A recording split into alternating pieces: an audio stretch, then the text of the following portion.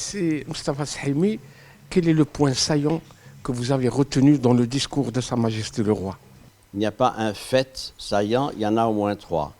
Le premier d'entre eux, c'est que Sa Majesté le Roi ait décidé de concrétiser la problématique du modèle de développement qu'il avait posé en octobre 2017 devant le Parlement. Il avait formulé des orientations à l'époque, voici presque 2 ans, il n'y a pas eu de suite. Et donc, il a décidé de prendre ce dossier en main et de le faire aboutir. Comment? Sur la base de la création d'une commission spécialement dédiée à cette recherche et définition du modèle de développement. C'est une commission qui ne sera pas gouvernementale, qui ne sera pas publique, qui sera ad hoc, donc avec des attributions particulières. Elle ne va pas doubler le travail du gouvernement ni celui des autres instances. Elle sera composée d'experts, de responsables de différentes sensibilités, etc. Autre fait saillant, c'est le fait qu'il y a une nouvelle génération de réformes. Le souverain a insisté là-dessus. Nous avons fait des réformes au milieu des années 2010 et à la fin des années 2010. Elles sont connues. Maintenant, il faut aller plus loin. Il faut innover parce qu'il y a d'autres enjeux qui se posent à l'appareil de production, à l'économie et à la société. Le troisième point qui est important, c'est le fait de se remobiliser parce qu'on ne peut plus continuer avec les choses telles qu'elles sont. Ce gouvernement a été censuré.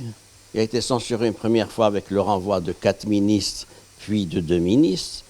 Il a été censuré une deuxième fois avec toutes les corrections faites par le souverain à propos d'un certain nombre de dossiers, la formation, l'éducation, la régionalisation. Et maintenant, c'est l'acte 3 d'une censure royale qui, à mes yeux, est importante et qui d'ailleurs conduit à un réaménagement du gouvernement dans les prochaines semaines. Ça veut dire que cette équipe-là n'est pas à la hauteur des enjeux ni des défis et qu'il faudra une autre équipe pour relever les défis du Maroc de demain. Le discours royal a contenu aussi un important point, celui d'un nouvel appel du royaume à l'Algérie. Effectivement, cette politique de la main tendue avait été exprimée dans le discours de Sa Majesté à l'occasion de la marche verte le 6 novembre.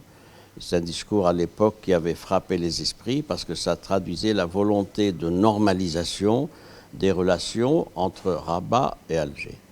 Cet appel a été réitéré cette fois-ci dans le discours du trône. Donc, tout ça pour témoigner de quoi? De la volonté du Maroc de rechercher les voies et les moyens d'une mise à plat de tous les dossiers et tous les contentieux et d'une nouvelle approche de relations bilatérales. La difficulté que nous avons aujourd'hui, c'est que dans le pays voisin, il n'y a pas un interlocuteur pouvant être mandaté pour décider. En tout cas, ce qu'on peut dire, c'est que l'écho est très favorable du côté du peuple algérien, aussi bien lors du premier appel de Sa Majesté le Roi qu'aujourd'hui, parce que le peuple algérien est conscient de la communauté de destin entre les deux pays et de tout ce qui lie les deux pays frères, et je crois que c'est extrêmement important à relever. الخطاب الملكي في الذكرى العشرين لتربع جلالته على العرش أعطانا تشخيصا وفي نفس الوقت بعض الاقتراحات التي يمكن أن نسير فيها من أجل ردم الفجوة التي توجد في هذه التفاوتات المجالية والاجتماعية داخل المجتمع المغربي. هناك تحققت العديد من الإنجازات ويمكن أن نلخصها في ارتفاع الدخل القومي أو الدخل الناتج الخام للمغرب 3 مرات تقريبا في هذه الفترة، من 45 مليار إلى أزيد من 120 مليار دولار. ولكن الخطاب الملكي تحدث على أنه ليس هناك فئات اجتماعية لم تستفيد من هذه الاستثمارات ولم تستفيد من هذه المنجزات، وهنا يرفع تحدي كيف نقلص التفاوتات الاجتماعية بين الفئات الأكثر غنى والفئات الأكثر هشاشة. وحتى في هذا المجال أعطى الخطاب بعض المؤشرات التي يمكن أن نتبعها، وهي أولا العدالة المجالية، لأن هنالك جهات من ضمن الجهات 12 للمملكة التي لا تساهم إلا ب1% أو 1.5% في الإنتاج الداخلي الخام، وبالتالي يجب أن نجد ميكانيزمات لتشجيع الاستثمار في هذه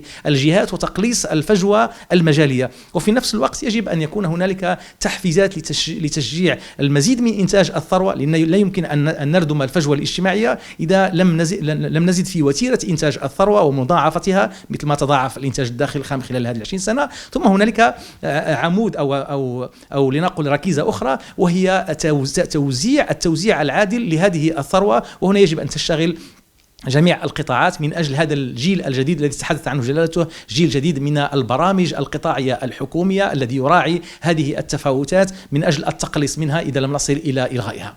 مرحلة جديدة وقوامها تجديد المسار التنموي أو النموذج التنموي المغربي الذي عمليا له 20 سنة اليوم بات في حاجة إلى تقويم وإلى نقلة نوعية فيه.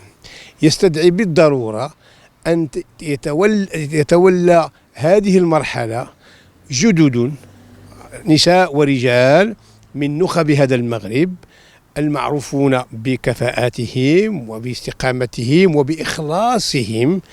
لدينا وفرة من هؤلاء والحمد لله كما يقال. إذن هذا لا يعني القطيعة، كما أن القطيعة ليست مع أي شيء كذلك ليست مع تجديد النخب. ستتجدد نخب دون أن يحدث ذلك قطيعة تامة. نحتاج إلى دماء جديدة، إلى أسماء وفعاليات نساء ورجال لكي تقود هذا التجديد في المسار التنموي المغربي.